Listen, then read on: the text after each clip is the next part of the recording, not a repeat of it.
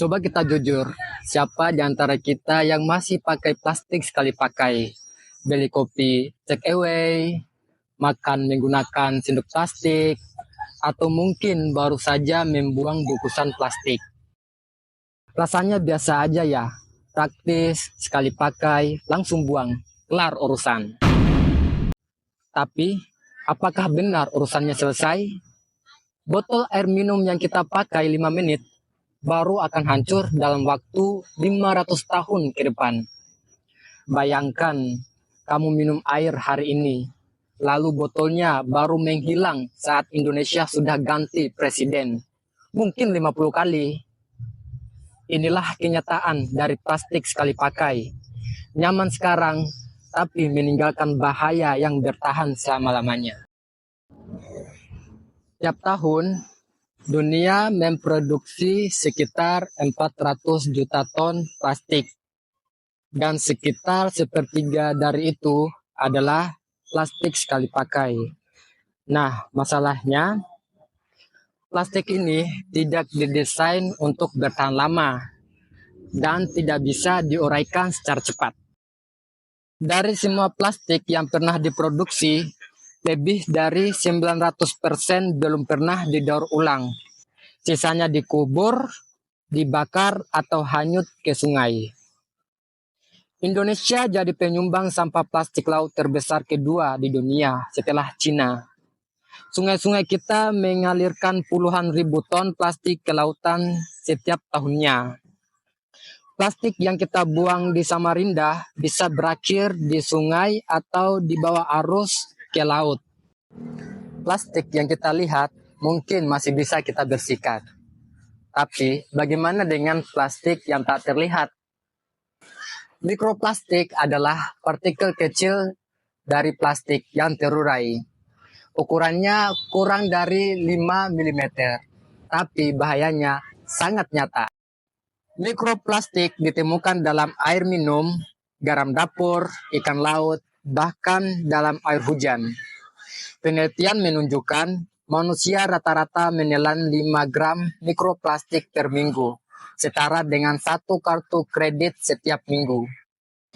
Mikroplastik telah ditemukan dalam paru-paru, hati, darah, bahkan plasenta bayi. Efek jangka panjangnya belum sepenuhnya diketahui. Tapi banyak ilmuwan menduga ini bisa memicu kanker, gangguan hormon, dan peradangan kronis.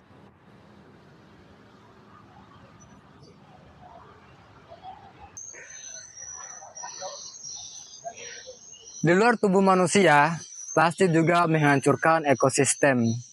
Setidaknya sekitar 100.000 mamalia laut mati setiap tahunnya karena plastik. Entah itu tertelan, terjerat, atau tersumbat saluran pencernaannya. Di Filipina, seekor paus mati terdampar. Dalam tubuhnya ditemukan lebih dari 40 kg plastik. Di Indonesia, seekor penyu ditemukan mati karena memakan kantong plastik, dikira ubur-ubur. Dan tak hanya hewan, komunitas manusia pun terdampak. Di Bali dan di pesisir Makassar, nelayan mengeluh hasil tangkapan berkurang. Ikan makin sedikit, sampah makin banyak. Bayangkan, hidup masih mengandalkan laut, sedangkan lautan berubah menjadi tempat sampah.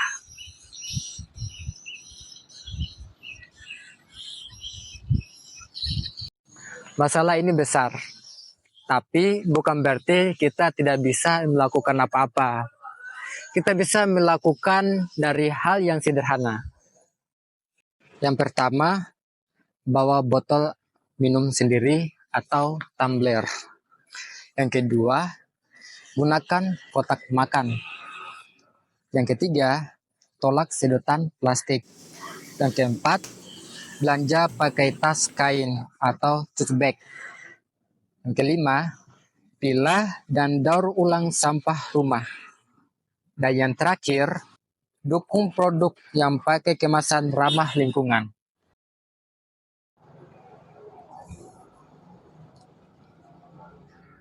Ingat, Kita nggak harus sempurna. Yang penting sadar dan konsisten. Kita sering lupa, bumi ini bukan warisan dari nenek moyang, tapi titipan untuk anak cucu. Saat kita membuang plastik sembarangan hari ini, kita sedang menitipkan masalah pada mereka yang bahkan belum lahir. Kita sedang menulis sejarah, mau dikenang sebagai generasi yang menghancurkan atau menyelamatkan.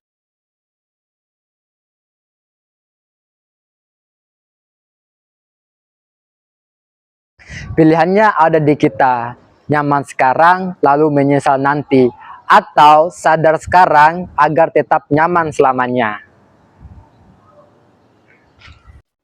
Oke, jadi teman-teman, melalui video ini, semoga teman-teman semua merasa teredukasi terkait cara memilah sampah plastik. Karena apabila telah kita melaksanakan terkait cara memilah sampah plastik, sebenarnya kita sendiri telah menyelamatkan diri kita sendiri, apalagi untuk orang-orang yang berada di sekitar kita. Nah, tak jauh dari itu, kita juga telah menyelamatkan hewan-hewan yang ada di laut maupun di alam terbuka. Contohnya itu seperti burung. Pokoknya mereka itu dengan tidak adanya sampah plastik, mereka nyawanya bakalan terselamatkan. Jadi teman-teman, contoh sekarang ini, marilah kita melakukan gerakan tolak sampah plastik. Sebenarnya terkait tolak sampah plastik, boleh saja kita tidak melakukannya, tapi dengan syarat bagaimana cara kita memilah dan melakukan pendaur ulangan terkait sampah-sampah yang tidak kita gunakan sehari-hari. Oke, cukup dari kelompok kami. Semoga teman-teman dapat memahami terkait penjelasan dari video ini. Kami pamit undur diri. Wassalamualaikum warahmatullahi wabarakatuh.